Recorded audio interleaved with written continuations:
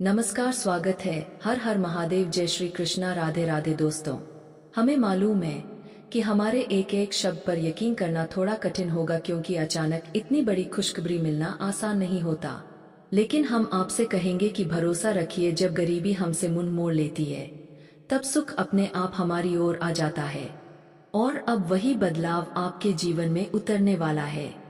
7 पीढ़ियों तक फैले 2 अंक अब विदा लेंगे। और आपने ऐसा कौन सा पुण्य कार्य कर दिया है, कौन सा कर्तव्य निभा दिया है कि भोलेनाथ आप पर इतनी महान कृपा कर रहे हैं।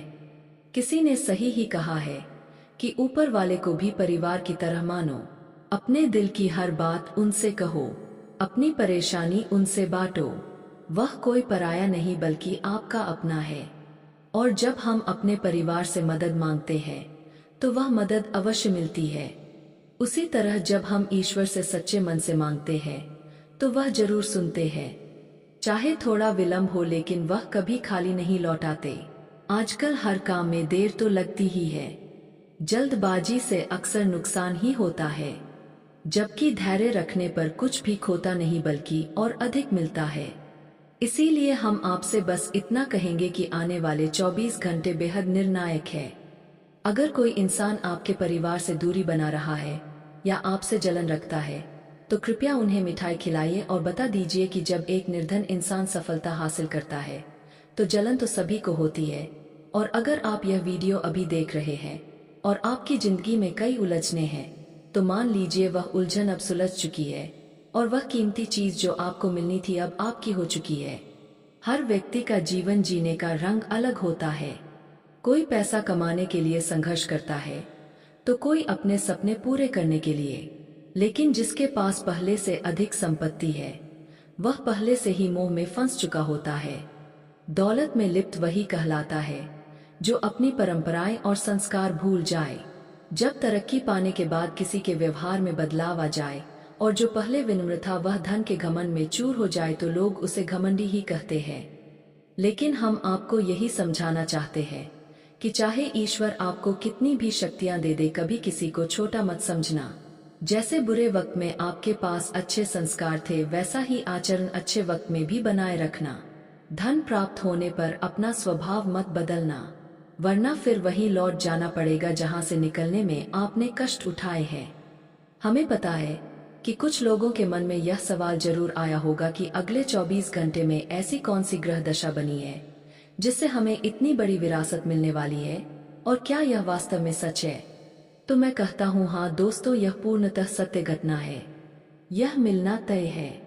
लेकिन इसके बीच एक समस्या है जिसके बारे में आपको आगे चलकर पता चलेगा, और यह समस्या तब ही खड़ी होगी जब आप कुछ ऐसा कर बैठेंगे जिसे करने से मना किया गया है।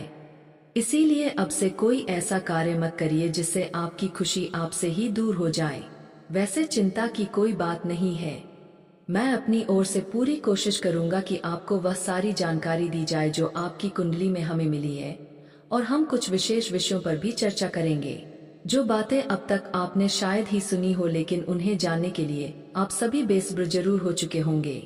हर किसी की चाहत होती है कि उसे कोई ऐसा सरल मार्ग दिखे जिससे वह जीवन में आगे बढ़ सके, लेकिन वह रास्ता जल्दी दिखता नहीं है।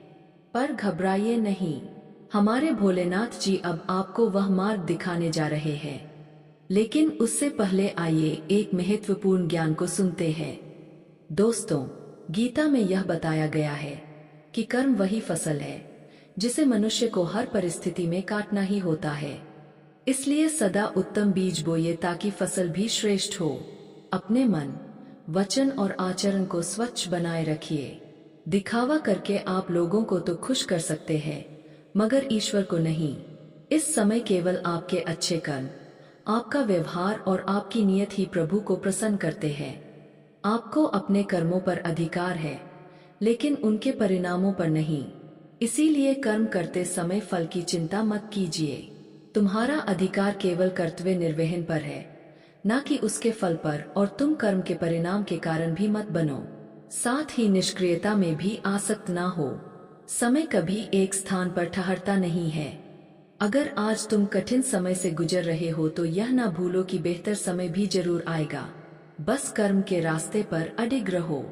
यदि लोग तुम्हारा मजाक उड़ा रहे हैं या तुम्हारे संघर्ष पर हंस रहे हैं तो उन्हें हंसने दो।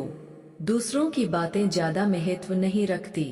तुम्हें बस अपने कर्म को श्रेष्ठ रखना है ताकि भगवान के सामने कभी झुकना ना पड़े। कभी घबराओ मत। यदि वर्तमान में परिस्थितियां प्रतिकूल हैं और लोग तुम्हारी स्थिति का मजाक बना रहे हैं, याद रखना कि कठिन समय भी एक दिन समाप्त हो जाता है। इसलिए प्रभु पर भरोसा रखो और जीवन में सफलता की दिशा में बढ़ते रहो। जीवन में अड़चने और कठिनाइयां आएंगी, लेकिन उनका सामना तुम्हें ही करना होगा। जिस प्रकार श्री कृष्ण का सुदर्शन चक्र निरंतर घूमता है, उसी प्रकार समय का चक्र भी चलता रहता है। विचलित हुए बिना अपने लक्ष्य पर ध्यान केंद्रित रखो और कर्म करते जाओ। जब समय की गति बदलती है तो वह तुम्हें ऐसी ऊंचाई तक पहुंचा सकती है जहां तुमने कभी सोचा तक ना हो। अगर आज तुम सही मार्ग पर चल रहे हो तो निश्चित ही कल तुम्हारा जीवन सुख और समृद्धि से भर जाएगा और चारों ओर खुशियां होंगी। जब जीवन में सभी हाथ और साथ छूट जाते हैं, तब प्रकृति स्वयं कोई ऐसा व्यक्ति भेजती है जो तुम्हारा मार्गदर्शन करे। किसी का नाम ही तो जीवन है। इसलिए मुस्कुराते हुए आगे बढ़ते रहो और अपने कर्तव्यों का पालन करते रहो। अगर तुम ईश्वर में आस्था रखते हो तो जान लो कि तुम कभी अकेले नहीं हो। यह विश्वास अपने भीतर पक्का कर लो। जब कोई साथ ना देता हो तब ऊपर वाला तुम्हारा साथ देता है और वही तुम्हारा सहारा बनता है। इसे याद रखो कि अगर तुम्हारे जीवन में कोई भी तुम्हारे साथ नहीं है तो भगवान तुम्हारे लिए कोई ना कोई सहारा जरूर भेजेंगे। इंसान के जीवन में अधिकांश दुख इसलिए आते हैं क्योंकि हमने उनसे उम्मीद लगा ली थी जिनसे नहीं लगानी चाहिए थी। बाद में जब इसका एहसास होता है तब बहुत देर हो चुकी होती है। इसलिए बाद में पछताने का कोई लाभ नहीं है। जीवन में केवल उसी से आशा रखो जो सब कुछ दे सकता है। वह है परमात्मा, क्योंकि वही है जो आपकी आशा और आपकी उम्मीदों को पूर्ण कर सकता है। इसलिए भगवान श्री कृष्ण के इस उपदेश को हृदय में रखिए और जो गीता में बताया गया है उसे जीवन में उतारिए, क्योंकि गीता में लिखा हर शब्द आज के युग में भी सत्य है और सत्य ही रहेगा। यदि आप भगवत गीता पर आस्था रखते हैं, श्री कृष्ण की भक्ति में विश्वास रखते हैं, तो कृपया इस ज्ञान को सुनकर इस वीडियो को एक लाइक करें और कमेंट में जय श्री कृष्णा राधे राधे जरूर लिखें। मित्रों, इससे आपकी सारी परेशानियां समाप्त होंगी और आपका जीवन सुखमय होगा। तो चलिए अब आगे जानते हैं कि आज का दिन आपके लिए कैसा बीतने वाला है। हम आपको यह बताना चाहते हैं कि अगले 24 घंटे का समय आपके लिए अत्यंत महत्वपूर्ण और शुभ अवसर लेकर आने वाला है। आज आपको एक बड़ी चौंकाने वाली खुशखबरी मिलने वाली है। जी हाँ दोस्तों, यह सरप्राइज साधारण नहीं है बल्कि बहुत ही बड़ा है।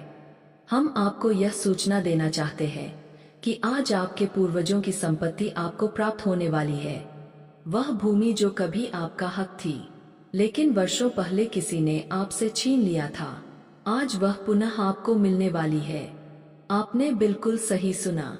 आज आपके जीवन में एक अत्यंत शुभ समाचार आने वाला है। भगवान भोलेनाथ महादेव स्वयं आज आपको एक विशेष सौगात देने वाले हैं। आपने इस संपत्ति को पाने के लिए लंबे समय से प्रयास किया है, संघर्ष किया है और अब वह संघर्ष सफल होने जा रहा है। आज आपको वह विरासत मिलने जा रही है जिसकी आपने कल्पना तक नहीं की थी। आपने कभी सोचा नहीं था कि जीवन में ऐसी बड़ी सौगात आपको प्राप्त होगी, लेकिन आज यह अद्भुत घटना पूर्णतः साकार होने वाली है। यह सुनिश्चित है क्योंकि महादेव का निर्णय हो चुका है और उनकी कृपा अब आपके ऊपर बरस रही है। मित्रों, आपके जीवन में जो भी दुख अब तक बना हुआ था, जिस कारण आप चिंतित रहते थे, वह चिंता अब समाप्त होने जा रही है। आज का दिन आपके लिए बेहद खास और निर्णायक होने वाला है। यह दिन आपकी जिंदगी का सबसे मूल्यवान दिन बन जाएगा। जीवन में जो भी आपकी अभिलाषाएं थी, जो भी आकांक्षाएं आपने मन में संजोई थी, वे आज पूर्ण होने जा रही है। दोस्तों, वीडियो काफी हो गया, फिर मिलते हैं अगले वीडियो में। धन्यवाद। राधे राधे दोस्तों।